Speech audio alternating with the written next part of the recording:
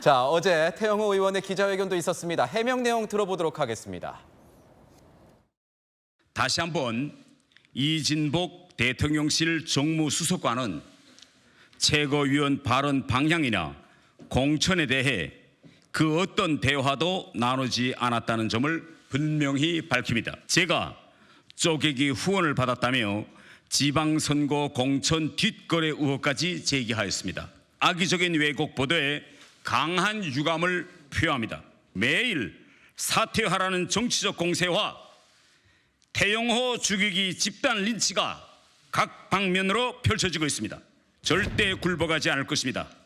저는 꺾으면 꺾일지언정 굽히지는 않겠습니다.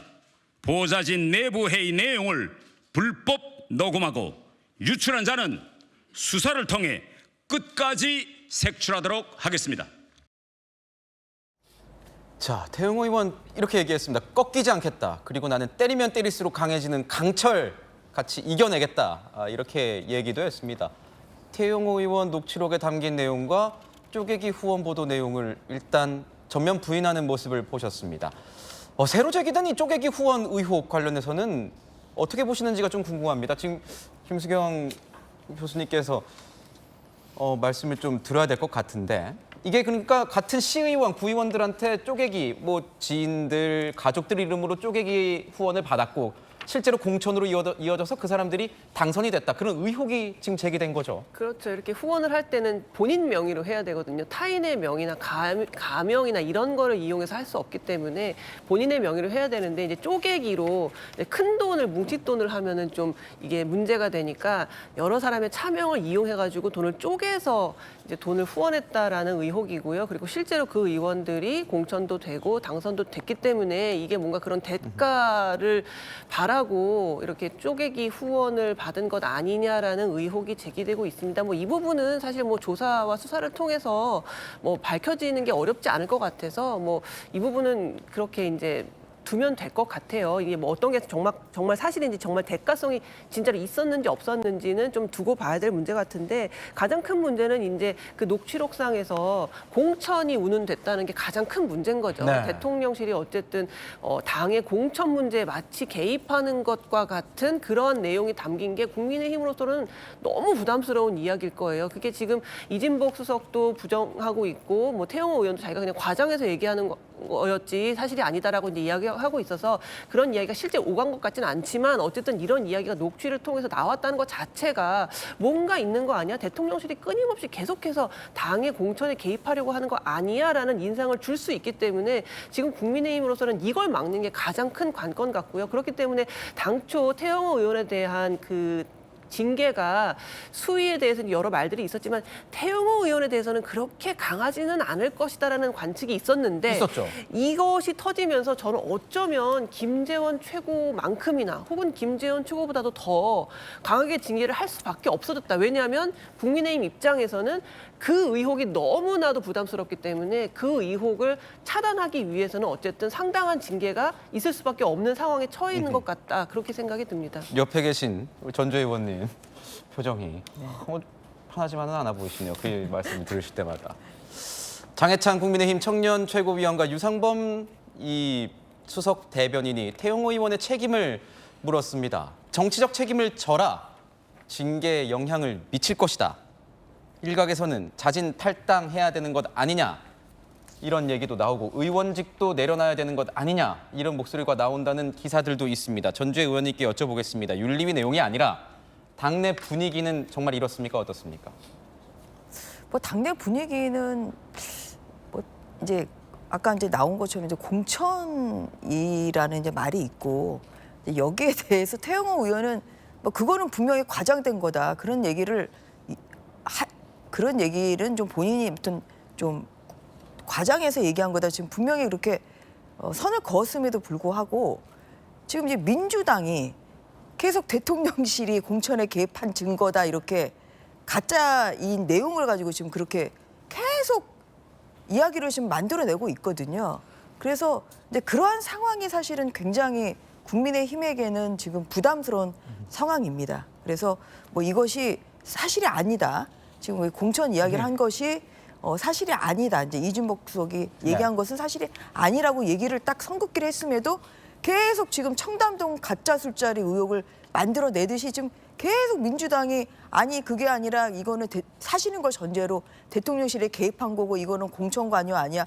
계속 이렇게 하고 있기 때문에 어떤 이런 그 발단을 제공을 했다는 점에 대해서는 이것은 뭐 당원들과 의원들이 좀 무겁게 생각하고 있는 좀 그런 분위기인 것 같습니다. 아니 일각에서는 이런 얘기도 나오고 있습니다. 이번 녹취록 유출 사태를 두고 태용호 최고위원이 본인이 한 것 아니냐. 그러니까 뒷배 대통령실이 있다. 이런 과시성 유출이 아니냐. 이런 의혹이라고 해야 할까? 시각도 제기가 됐습니다. 유상범 의원은 이렇게 얘기를 했습니다. 그런 고도의 정치적 술수 이거는 태 의원에 대한 지나친 고평가다. 악의적인 디스다. 이렇게 얘기를 했습니다. 태영호 의원 좀 보셨죠? 전영기 의원님도. 네, 뭐 국회에서는 몇 번 뵀습니다. 아하. 어떻습니까? 태 의원의 이런 성향이나 어떤 태도, 이때까지의 모습을 봤을 때 이런 본인이 직접 유출한 것이 아니냐, 뒷배가 있다는 걸 보여주기 위해서 이런 게 가능한 것처럼 보이십니까? 사실 뭐 정치적인 사안들을 보고 굉장히 좀 많은 추측들이 있는 것 같은데요. 뭐 유상범 의원께서 말씀하셨다시피 그런 것까지는 좀 과도한 추측이 아닐까 이렇게 보고 있습니다.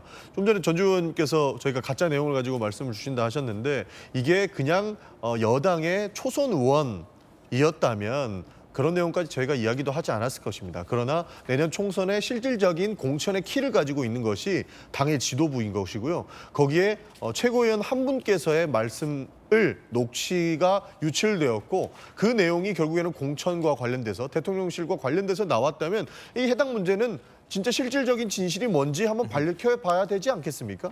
조금 전에 말씀드렸던 것처럼 공천과 전혀 무관한 일반 초선 의원이었다면 이 말의 무게가 이렇게까지 엄중하지는 않았을 텐데 최고위원이기 때문에 말의 무게가 엄중한 것이고 그렇기 때문에 김기현 대표께서 최고위원회에 태영호 의원을 못 오게 하고 그리고 태영호 의원이 계속적으로 온다 그러니까 최고위원회까지 취소하는 이런 엄청난 사건까지 변질되는 것 아니겠습니까? 네. 그런 측면에서 봤을 때 굉장히 좀 난항에 부딪힐 것 같고요. 아마 대통령실과의 관계 이번에 내년 공천을 보면 알겠지만 추측은 아마 해볼 수 있지 않을까 하는 생각이 있습니다. 네.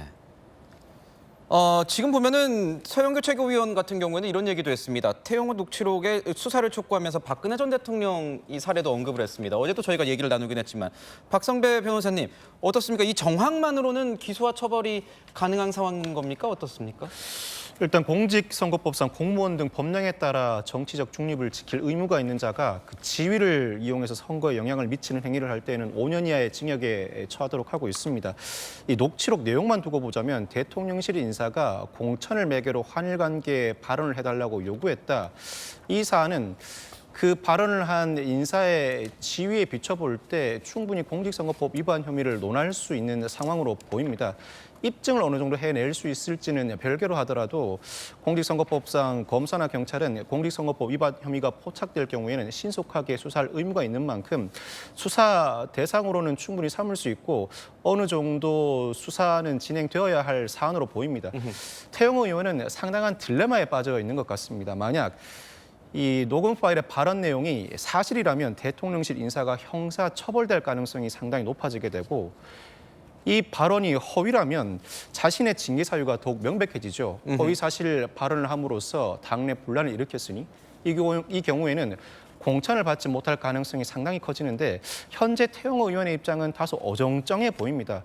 앞으로 당내 징계 심의 과정에서 태영호 의원의 입장이 좀 더 분명해질 것으로 보이는데 어떤 입장을 내비칠지 지켜봐야 할 것 같습니다. 이런 가운데 한 인물의 발언이 또 논란이 되고 있습니다. 이준석 전 대표입니다. 강한 처벌을 촉구하고 나섰습니다. 들어보겠습니다. 잘 아시는 것처럼 양두구육 1년 아닙니까? 네. 근데 사자성어 썼다고 1년인데 지금 뭐 5.18에 뭐 4.3에 다 지금 이제 모욕해놓은 상황 속에서 사실 그것보다 강하게 징계가 나와야 되지 않겠습니까? 본인은 양두구육 때문에 1년 중징계를 받았다 이렇게 얘기를 합니다. 뭐 양두구육 했으니까 개고기 얘기도 그때 당시 했었고 그것뿐만이 아니었던 것 같은데요. 신군부 얘기도 좀 했었고 그렇죠. 어떻게 들으셨어요? 이준석 전 대표의 이 말. 근데 저 질문이, 그러니까 사회자의 질문이 이준석 대표의 징계에 대해서 물은 게 아니었을 거예요. 제가 기억하기로는 뭐 어떻게 예측하느냐, 징계 수위를 그렇게 물었을 때 자기는 사자성어 잘못 사용해서 1년을 받았으니 뭐 수위를 정하는 게 어렵지 않겠냐, 뭐 이런 얘기를 한 거거든요. 근데 저는 굳이 저기서 자기 얘기를 하길 필요가 있었을까? 결국 이준석 전 대표는 자기밖에는 보이지 않는 정치를 또 하고 있다라는 생각이 들어서 굳이 불필요한 얘기였다는 생각이 들고요.